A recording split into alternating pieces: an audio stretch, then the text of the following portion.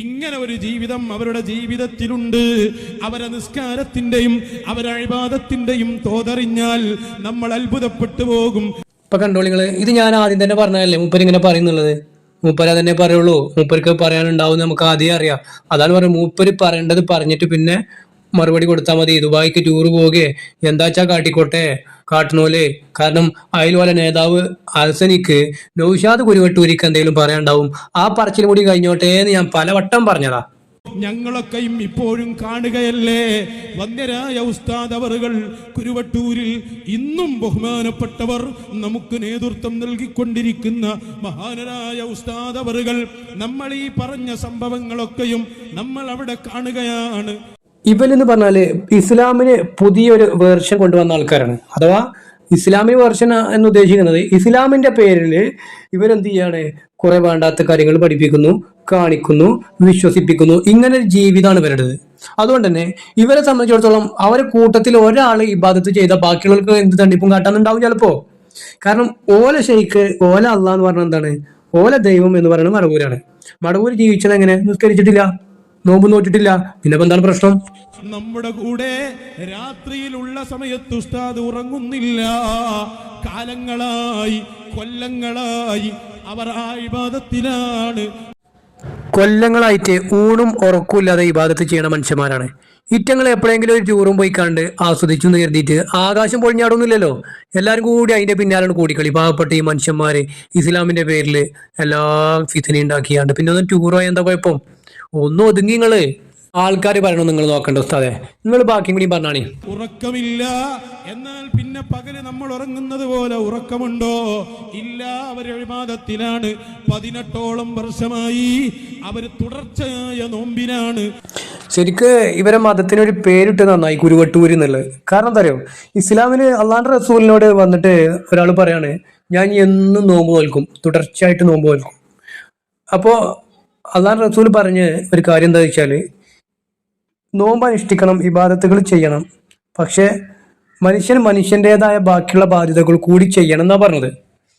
എന്നിട്ട് അതിന്റെ കൂടെയാണ് ഇബാദത്തുകൾ ചെയ്യേണ്ടത്. അല്ലാതെ 18 വർഷം നീണ്ട ഇബാദത്ത് ചെയ്യുക, 18 വർഷം നീണ്ട നിസ്കരിക്കുക, അങ്ങനെ പരിപാടിയില്ല. ഒരു ദിവസം 5 വക്ത് നിസ്കരിക്കുക, സുന്നത്തുകൾ നിസ്കരിക്കുക, പിന്നെ റമദാൻ മാസം വരുമ്പോൾ നോമ്പ് വിൽക്കുക, അതേപോലെ തന്നെ സുന്നത്ത് നോമ്പുകൾ അനുഷ്ഠിക്കുക. ഇത്രയൊക്കെയാണ് ഇസ്ലാമിൽ പറയണത്. അപ്പൊ ഇവരെ മതം എന്ന് പറഞ്ഞാൽ എന്താണ്, ചെയ്യണ ഒരാളാണ് നീട്ടിയാണ് ചെയ്തു പോവുക. ബാക്കിയുള്ളവർ പിന്നെ എന്തെങ്കിലും തണ്ണിപ്പ് കാട്ടി ബാക്കിയുള്ളവർ എന്ത് ചെയ്തു, ഇവന്റെ ഇതിലാണ് പോയി. അപ്പോൾ മടവൂർ എന്ത് ചെയ്തു, അദ്ദേഹത്തിന് പറ്റും പോലെയൊക്കെ എന്ത് ചെയ്തു, നോമ്പ് നോറ്റിട്ടില്ല, അസ്തഗ്ഫിറുല്ലാഹ് അല്ലാതെയും അദ്ദേഹത്തെ കുറ്റം പറയല്ല. ഈ ജാതി മനുഷ്യന്മാർ ഇവിടെ ദുനിയാവിലുണ്ടാകുമ്പോൾ എങ്ങനെ പറയാതിരിക്കുക? ഒരു ദിവസവും അവർക്ക് നോമ്പിൽ നിന്ന് ഒഴിവില്ല.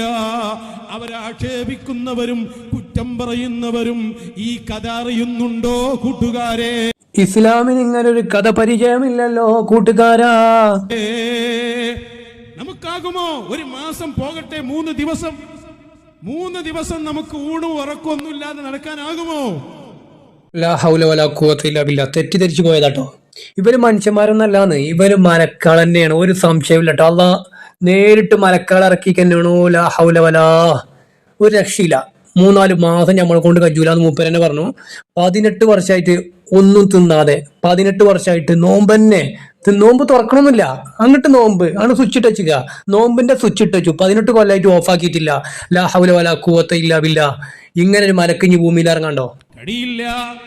പിന്നെ ഏത് കാലത്തും അസൂയക്കാരുണ്ടാകും, അത് തിരിയാത്തവരുണ്ടാകും. മഹാനരായ എന്റെ ഉസ്താദിന്റെ കൂടെ ഞങ്ങൾ യാത്ര ചെയ്യുമ്പോൾ പലപ്പോഴും ഒരു കാരക്ക കൊണ്ട് നോമ്പ് തുറക്കും, വെള്ളവും കുടിക്കും. അന്ന് പിന്നെ ഭക്ഷണമില്ല. പിന്നെ അത്താഴത്തിന്റെ സമയത്ത് ഉസ്താദ് അവർകൾ ഒരു കാരക്ക എടുക്കും, വെള്ളവും കുടിക്കും. കാരക്കയും വെള്ളവുമല്ലാതെ ഒരു ഭക്ഷണവും കഴിക്കാതെ മാസങ്ങളോളം നോമ്പ് നോറ്റത് ഉസ്താദ് അവർകളെ ഞങ്ങൾ നേരിട്ട് അനുഭവിച്ചിട്ടുണ്ട് കേട്ടോ. പൊന്നാരൻ നൗഷാദേ, എന്റെ കാര്യം ആലോചിച്ചിട്ടാണ് വളരെ കഷ്ടട്ടോ. ഇതെന്റെ തലയിലുള്ള കെട്ടൊന്ന് അയച്ചു വെച്ച് കുറച്ച് ദിവസം നടന്നു നോക്കോണ്ടി, ഇന്നാലെങ്കിലും എന്റെ അസുഖം മാറി കിട്ടിയാലേ. നോമ്പ് തുറക്കുമ്പോൾ ഒരു കാരക്കയും കുറച്ച് വെള്ളം കുടിച്ചും, പെലച്ചക്ക് ഒരു കാരക്കയും കുറച്ച് വെള്ളം കുടിച്ചും, ഇങ്ങനെ 18 കൊല്ലം ഒരു മനുഷ്യനെ അങ്ങോട്ട് നോമ്പ് നോൽക്കുക എന്ന് പറഞ്ഞാൽ ആ മനുഷ്യന്റെ കോലം എന്തത്തേക്കാരം, എല്ല് തടിമവാക്കി ഉണ്ടാവോ? എന്താണ് നൗഷാദ് എന്റെ ഒക്കെ തലന്റെ ഉള്ളിൽ? എന്താണ് ഇതൊക്കെ ഈ പറയണത്? ഈ മനുഷ്യന്മാരുടെ ഇടയിൽ ഓപ്പൺ ആയിട്ട് ഈ ജാതി പൊട്ടത്തരൊക്കെ പറയാൻ എന്നെ കൊണ്ട് തന്നെ കജ്ജുള്ളൂ. വല്ലാത്ത ജാതി തന്നെയാണ് ജോ. കൂട്ടുകാരെ, തീക്കള്ളി കൊണ്ട് തലചൊറിയണ്ട. അത് നൗഷാദ് പറഞ്ഞ കാര്യമാണ്. തീക്കൊള്ളി കൊണ്ട് ആരും തലയിൽ ചൊരാൻ നിൽക്കണ്ട, തല പൊള്ളും.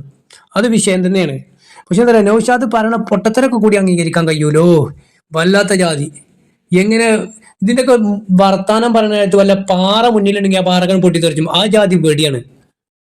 ഈ കളി ഔലിയാക്കളുടെ വഴിയിലുള്ളവരോട് നമ്മൾ ചെയ്തു പോയാൽ അവർക്ക് നഷ്ടമൊന്നും വരാനില്ല.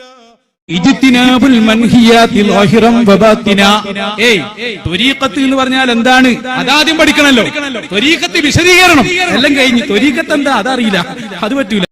അത് ശരിയാണ് ഉസ്താദെ, അത് ഇച്ചു അറിയില്ല. ഒന്ന് പറഞ്ഞെന്നാ നിങ്ങള്. അപ്പൊ ത്വരീഖത്ത് എന്ന് പറഞ്ഞാൽ എന്താ?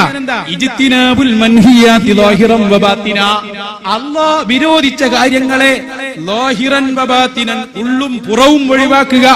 വംതിസാലുൽ ലവാമിരി അൽഇലാഹിയ ബിഖദരി ത്വാഖ.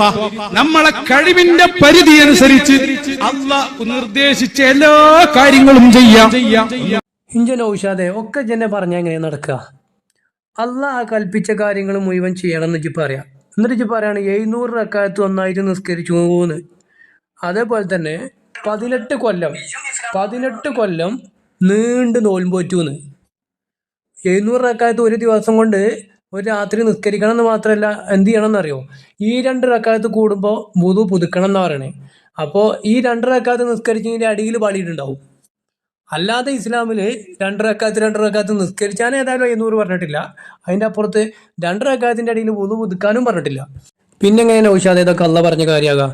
അപ്പോൾ വീഡിയോ ഇഷ്ടപ്പെട്ടവരൊക്കെ ലൈക്ക് ചെയ്യുക, കമൻറ്റ് ചെയ്യുക, ഷെയർ ചെയ്യുക. അസ്സലാമു അലൈക്കും വറഹ്മത്തുള്ളാഹി.